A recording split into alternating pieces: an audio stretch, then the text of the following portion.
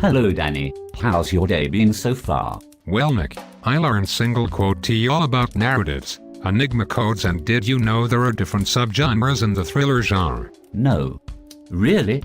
Tell me more. Well, there are 8 different subgenres within the thriller genre.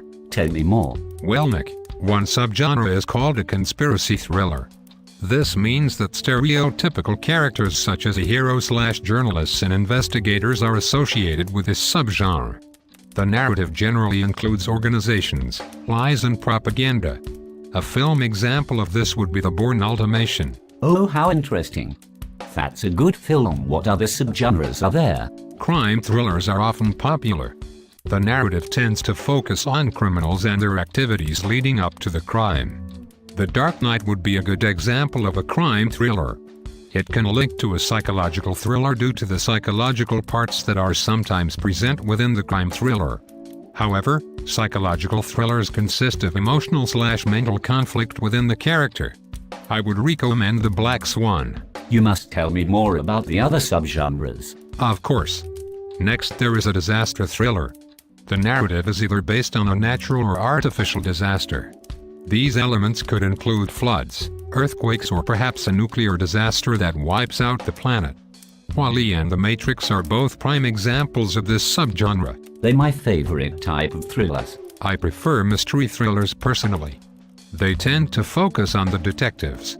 They enable the audience to feel involved in the mystery due to the clues are deliberately there to be solved by the audience as well as the characters. Also, another subgenre would be political. The narrative links to assassins and government. My favorite mystery thrillers are The Ghost and The Game. Wow, what else did you learn? Wait Nick, I'm not finished. There are 2 more subgenres left. Religious and supernatural.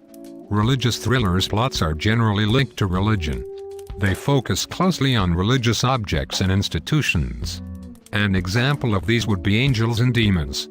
Whereas supernatural thrillers brings otherworldly elements into the narrative. One question. What's a narrative? Well Nick, a narrative is just the media term for the story. However, there are 4 types of different narratives. The first one is linear. A linear narrative is more simpler than the other 3, due to the narrative shows a clear beginning, middle and end. Whereas nonlinear shows flashbacks which interrupts the sequence. This is what differentiates linear and nonlinear. Does that make sense so far? Yes. Linear is start, middle and end. Whilst non-linear has flashbacks which interrupt the sequence. Correct. The other 2 narratives are omniscient and restricted. Restricted narratives mean that the audience can only see one point of view. The characters, the audience, are unaware of what is going to happen until it happens. Omniscient narratives mean that the audience know everything, however the character doesn't. I do love a good thriller. Me too Nick. Do you know what an enigma code is? No Danny, I don't believe I do. Well Nick, an enigma code is the most commonly used narrative structure in a thriller film. The enigma code is the questions asked by the audience as they are enticed throughout the narrative. As the film progresses, the audience are led to believe they are discovering things about the narrative which links to the mystery and suspense consisted within any thriller. Does that make sense? Oh, I get it now. Here's a little fact for you.